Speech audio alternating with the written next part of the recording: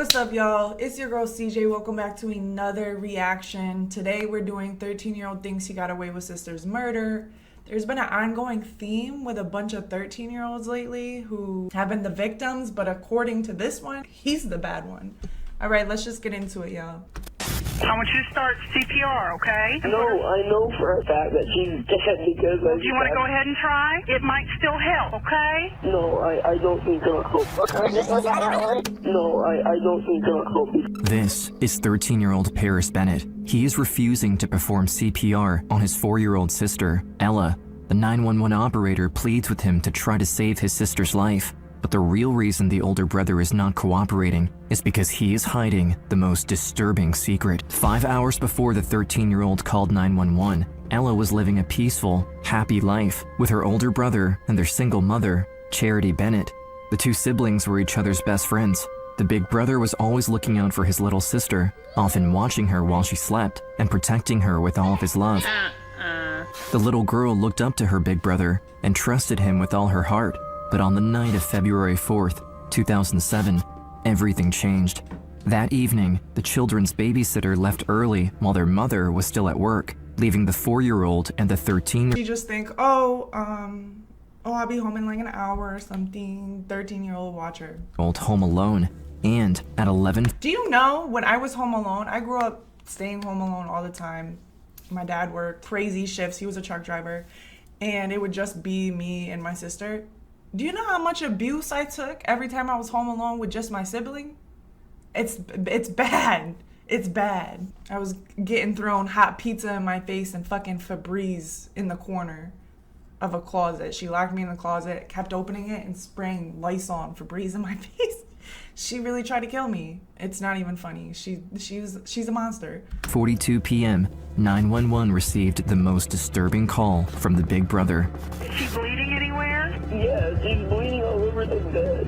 As police and medical personnel rushed to the scene, the 911 operator was able to convince the older brother to perform CPR on his sister. Put your hands on her chest and then blow 2 breaths in her mouth, okay? Okay. 1, 2, 3, 4.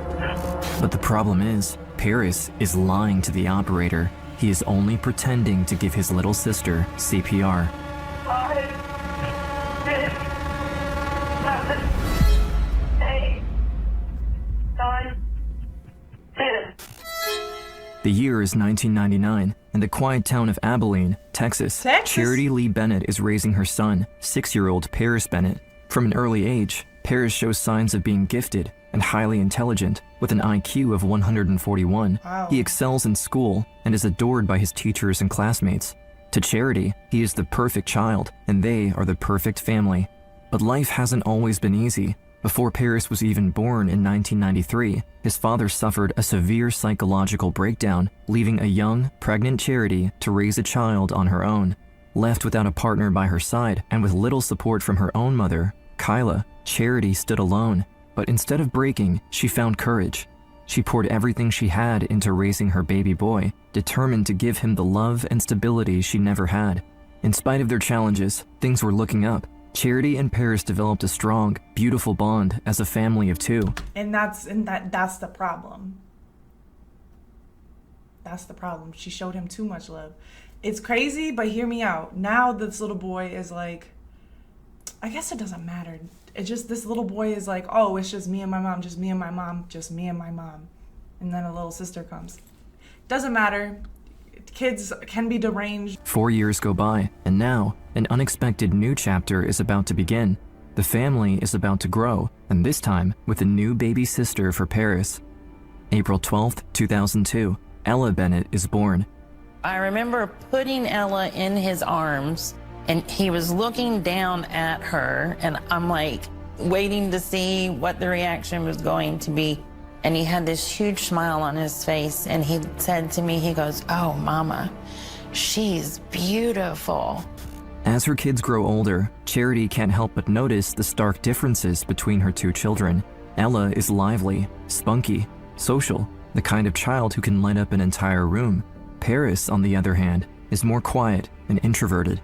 He often keeps to himself and enjoys his time alone, with reading and drawing as his hobbies. But beneath his calm and independent nature, Paris beautifully embraces his role as an older brother. He loves— I just gotta stop and say this. This is what scares me. Like, put a lot of emphasis on the fact that the mom really tried her best and did everything she could. Again, we don't know what goes on behind closed doors, but let's say she was perfect. She was the best mother at everything. She did anything for her child, and he knew that and appreciated that. It scares me because kids can still like turn into monsters without any like predisposed mental illnesses or any, like, they just, you don't know what they're going to turn into once they start growing up and developing a character and personality of on their own.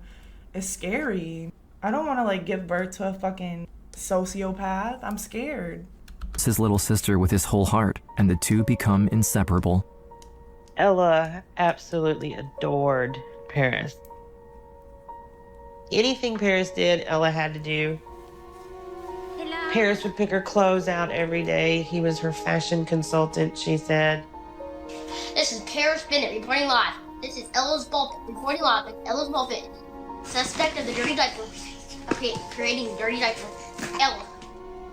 Charity, now being a single mom of 2 kids, has even more on her plate. She works 2 jobs waiting tables just to make ends meet. The pressure is high, but her one goal is to do everything she can to give Paris and Ella the best life they deserve. Even with her busy work schedule, she dedicates all of her free time to her kids. Life is good for the small family, but things take a disturbing turn on February 4th, 2007. It's Super Bowl Sunday, an exciting and extremely busy night for sports fans. Charity, who works at a local sports bar, is scheduled to work a double shift to keep up with the large number of customers, so she hires a babysitter to look after the now 13-year-old Paris and 4-year-old Ella. The bar is completely packed, and Charity works hard throughout the evening, with just a few hours left until she can clock out and go back home to her kids. But suddenly, cops walk into the bar and start asking the staff about Charity. Around midnight, cops are at the front door. They went to the manager's office. They called my name. They told me that my daughter had been hurt. And I was like, you need to take me to Ella now. Charity is in a state of shock. They quickly leave the bar, and police escort her home. Her mind is racing. She attempts to stay calm, still not knowing what happened to her children, and specifically, Ella. Charity tries her best to not imagine the worst, but the cops' serious looks, combined with their unsettling quietness, sends a chill down her spine. As they finally arrive, Charity sees her house is blocked off with caution tape, surrounded by dozens of people. Police everywhere, news trucks, neighbors. The entire street was lit up. At that moment, Charity knows something terrible has happened. Unable to be left in the dark for any longer, she pleads with the cops, begging them to just tell her what they seem so afraid to reveal. And that's when her entire world flips upside down. Ella is dead. Charity is at a complete loss as she watches Ella's body being carried out of their family home. The sight is too much to bear. Oh my God. She was in a body bag.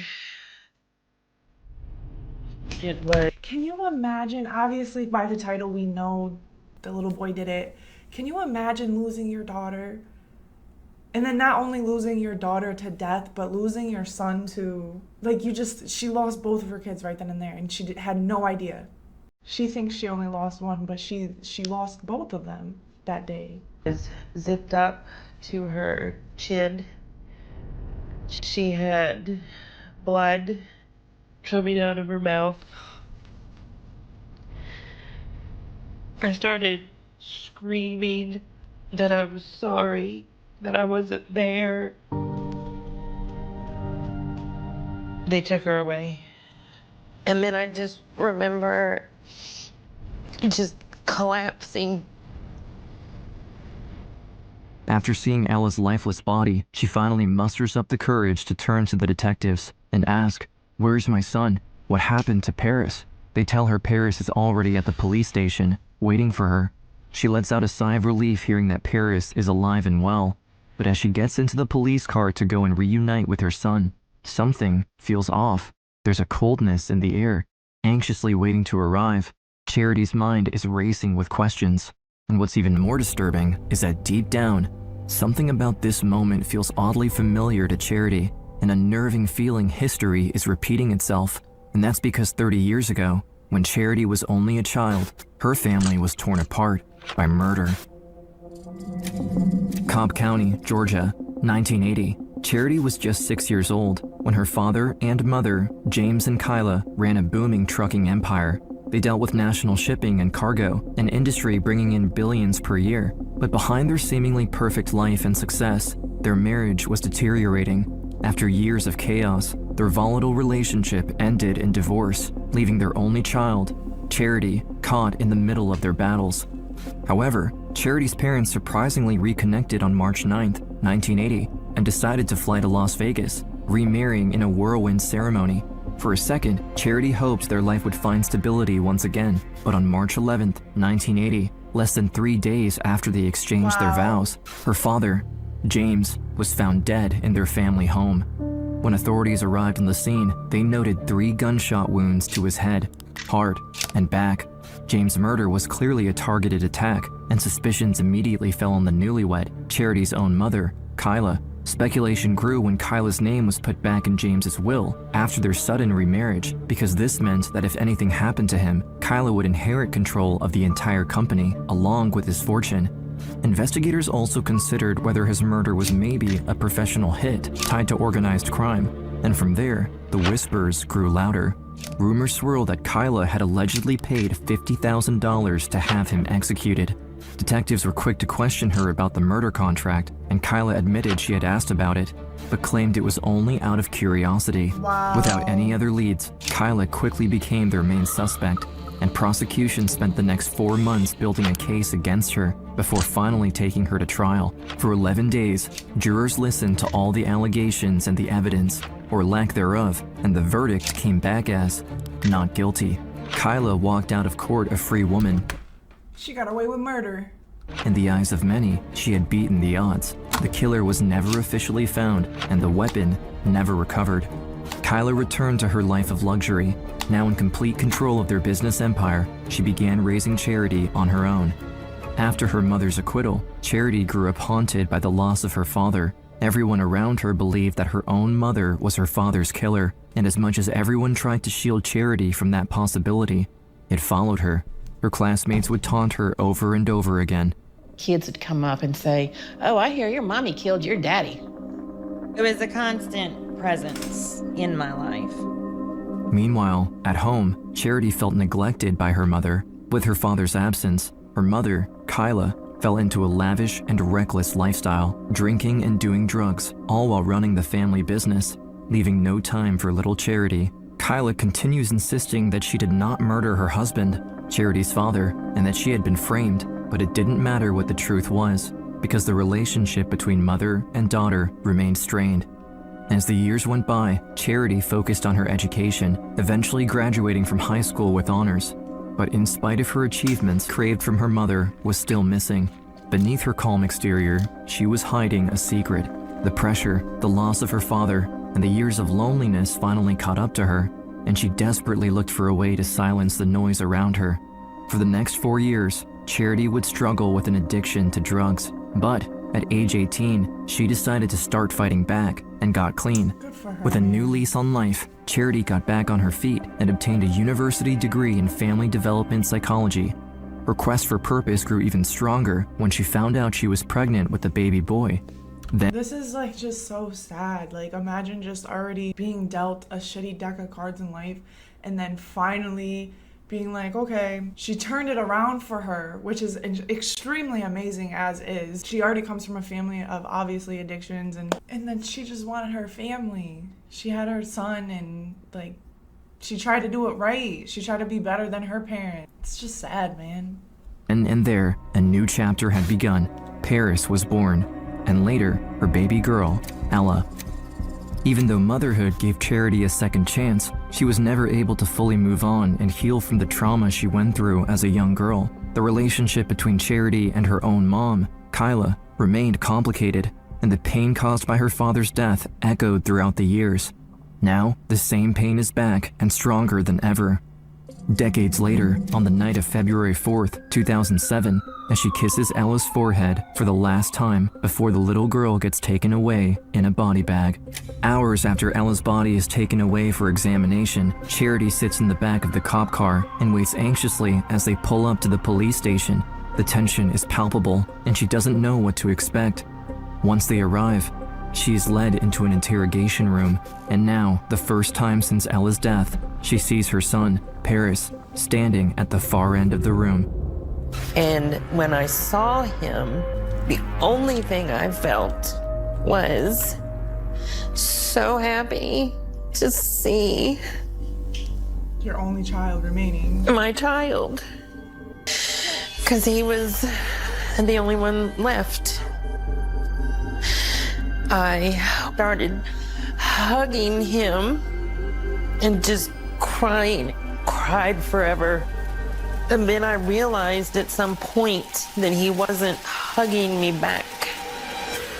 And that's when everything stopped making sense. Paris's coldness toward his own mother and his sister's death feels deeply unnerving to Charity. Something is not right at all. As detectives take over and begin investigating, they have no idea how disturbing the crime and Paris really are. That night, at around 10:30 p.m., about 2 hours before the 911 call, the children were at home when Paris suddenly pulled the babysitter aside and convinced her to go home early, claiming that their mom was coming home sooner than what was planned, and that at 13 years Unless the mom, you're hired to be a babysitter, unless the mom calls you or whatever, texts you and says, hey, I'll be home sooner than I expected, you can go home. Why the fuck is the babysitter listening to the 13-year-old boy she's watching? old, he was responsible enough to take care of Ella until she arrived. Both of these things were untrue. A few minutes later, the two children were left alone in the house. Things quickly escalated. Abilene 911. Hello? Abilene 911, go ahead. I accidentally killed somebody. You think you killed somebody? No, I know I did. I woke up and I was hallucinating. You were hallucinating? Yes, and I thought my sister was a demon, and I need to know, like, they haven't brought up in this whole entire video that the son had psychological issues. They just said the son's father had psychological issues, and that's why Charity has been being a single mother. I'm confused. killed her. Seemingly frantic and in between tears, Paris appeared helpless to the operator. On the other end of the line, she urged the teen boy to perform CPR, a suggestion he initially resisted, insisting it was too late. What I want you to do is take her off the bed. No, I know for a fact that she's dead because Do you want to go ahead and try? It might still help, okay? No, I don't think it'll help because... Come on, Paris, work with me. The operator is forced to plead with him as she believed time was running out for the little girl, but unbeknownst to her, it was already too late. Paris, Yes? take her off the bed and put her on the floor. Okay, hold on. What I want you to do is I want you to put your hands on her chest, okay? And I want you to push 30 times. I want you to count. The operator continued to guide him through the procedure while waiting for the officers to arrive, but once they did, they found Ella lying face down, meaning there were no signs that anyone performed CPR on her. The entire time Paris had been on the phone, he had only been pretending. He never actually tried to save his sister's life. I went to see him that night. I was like, I don't believe you anymore. I think you killed your sister on purpose. All of a sudden, he became a completely different person. It's like he no longer had to keep up this act anymore. He looked at me and he said, "Y'all are so stupid." He laughed at me. Growing up, Paris always seemed like a gifted, quiet boy and good-mannered child, caring and looking out for his sister. But now, Charity looks back in horror and wonders if there was more than met the eye with Paris, hints of strange behavior or clues that he could have been capable of something like this.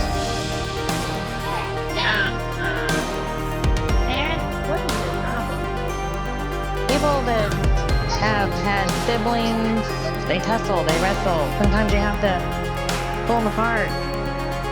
95% of the time, they got along well. But despite any issues she had with Paris, she never thought he could ever harm his little sister. February 10th, 2007, Ella's funeral is being held at a local church. Family, friends, and members of the community gather to say goodbye, to remember a beautiful little girl gone far too soon. Ella wanted to be a singer. I don't really know what to say at a time like this because Ella, she was a pistol, and she always said what was ever on her mind. She brought life into everybody. The small town of Abilene, Texas, is in complete shock. 4-year-old Ella Bennett's horrific murder made no sense. Charity doesn't know what to do. Not only did she lose her daughter, but her son is the one incarcerated for the murder. While struggling with her grief, all eyes are on her. To the community, it was Charity's fault anything like this had ever happened. It was her fault for creating a monster. It's not though.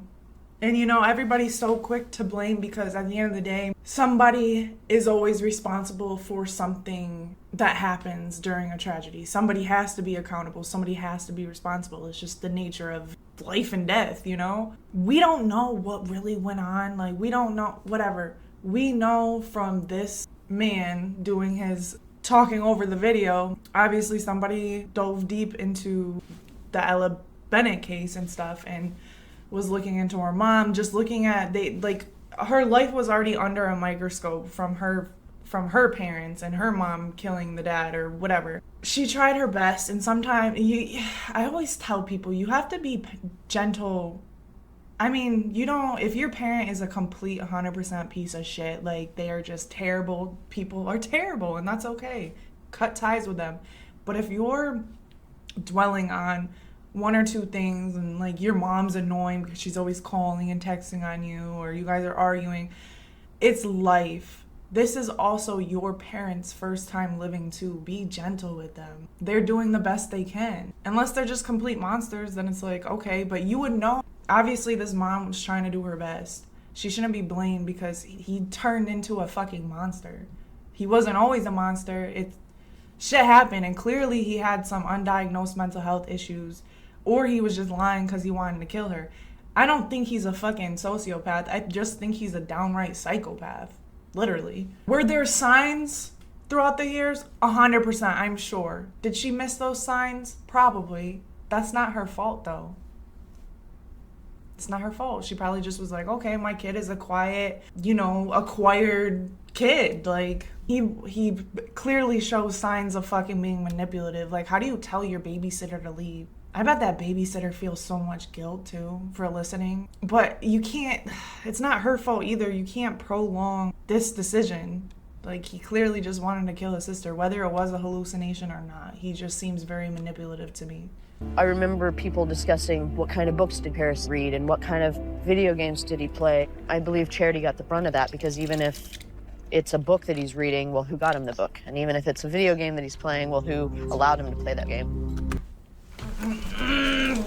I remember my first time ever playing a inappropriate game, Grand Theft Auto San Andreas, in 2005 when I was 5 years old. I was 5 years old. I wasn't supposed to play it. My dad had a PS2 in his bedroom and I played it. Whatever. I loved games. I loved games since I was a kid. I used to go around going to the strip club, having sex with the strippers after they got out of work. In the game, obviously. Then obviously you paid you paid the prostitute to have sex with you, and then I would kill her after and get my money back.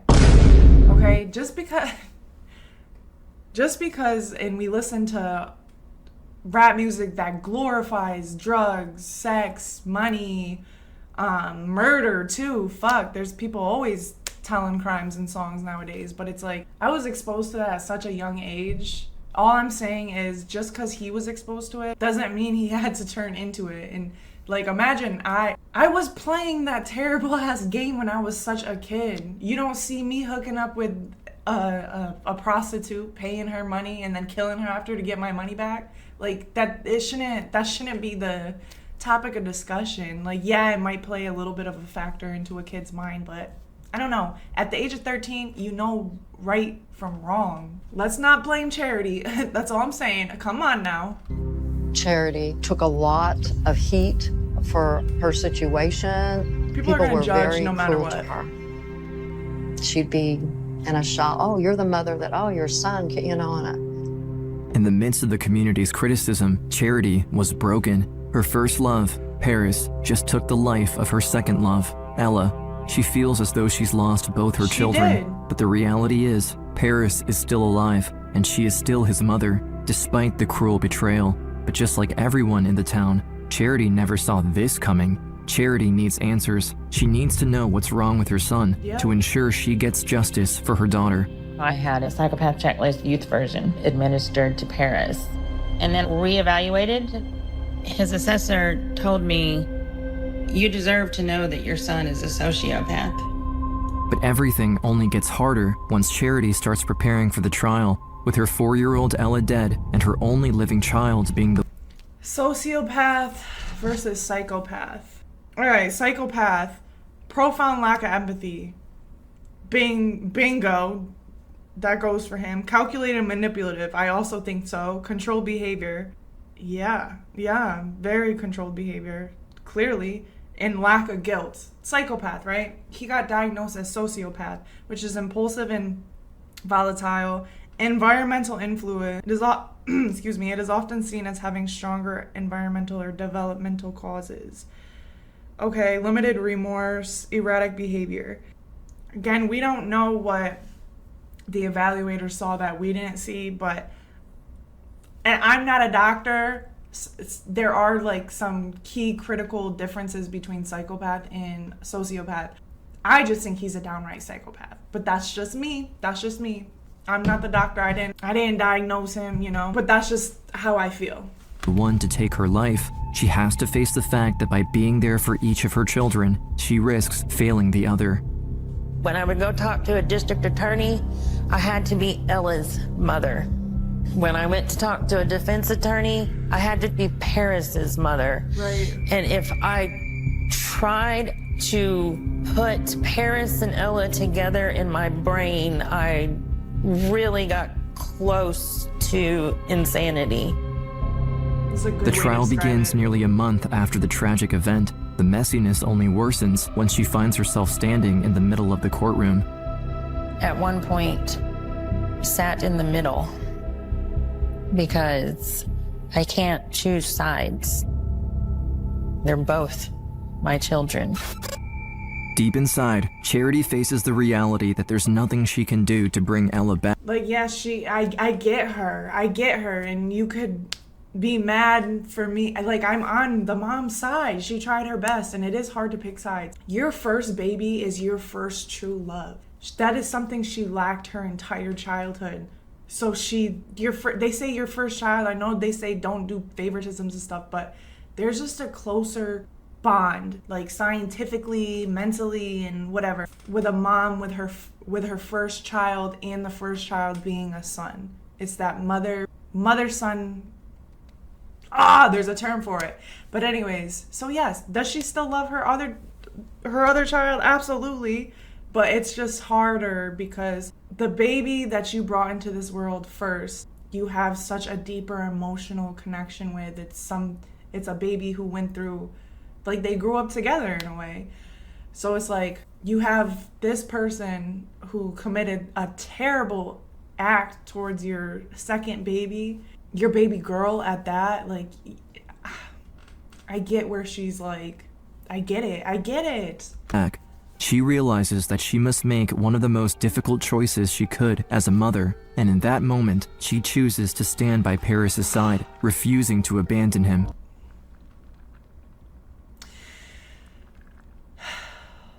It's hard but we also have to put in the fact of Ella. Yes, he took Ella's life, but it's the only child she has left, right or wrong. You know what I mean? That's just what a mother's love is. That's the unconditional side of being a mother.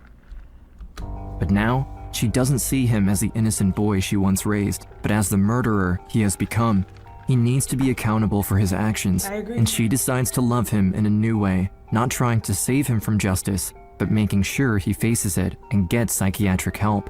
after Paris killed his sister. I was not trying to get Paris off. I wanted to get Paris help. On August 15, 2007, after months of trial, Paris pleads guilty to capital murder in juvenile court. He's given the maximum sentence for a juvenile, 40 years. Wow. With Paris now spending most of his adult life in prison, Charity makes a promise. I told him that I was always going to love him no matter what. And then I also promised him that I was always going to do the best job I could to be his mother. For as long as Charity could remember, her life had been marked by tragedy, but now she chooses a different path. She chooses to heal by facing the truth. I'm tired of the history repeating itself. I have been able to forgive Paris for the worst thing imaginable, but I'm never going to be comfortable with it. It's true. Wow, like, oh, we're not gonna cry this time, Caitlin, but she's not in denial. She knows her son is a murderer, but it's still her son. You know, I feel for her. I really do. In order to have my own sense of peace, to have integrity, it's time to stop the pattern. Now, Charity is determined to support other families going through trauma. The night that Ella died, I made her a promise that something meaningful would come out of her death. So I set up the Ella Foundation to prevent violence by sharing our story. Charity is an advocate for children's mental illness rehabilitation, speaking loudly about getting proper help and support for kids that might be heading down the wrong path due to an unmanaged mental illness. She does everything in her power to make sure that what happened to her family never happens to anyone ever again. Ella's memory continues to heal the wounds of tragedy that defined the Bennetts for nearly half a century, and through Charity's voice, Ella continues to offer a second chance to families who have lost hope in healing. You're right that it will never bring Ella back, but it does keep Ella alive. Absolutely. I can't change Paris today, but maybe by doing this, I can help with changing somebody else's child. This is extremely powerful. I literally have chills all over my body because, again, and I've said this in so many other videos, sometimes you think you're doing the right thing as a parent. People view on the outside influences. You're picking up your child every time it's crying. Like, it's like people are always going to have opinions like, oh, you're showing that baby too much love. Oh, you're not doing enough. Oh, like there's no formula to being a parent. She did the best she could, and I believe her, and I see that. Within this little 20-minute clip, I see that, and I understand her. But he has issues, and she couldn't see it at the time, and unfortunately, it ended in a tragedy. Again, she had no control over that. Sometimes kids just turn into monsters.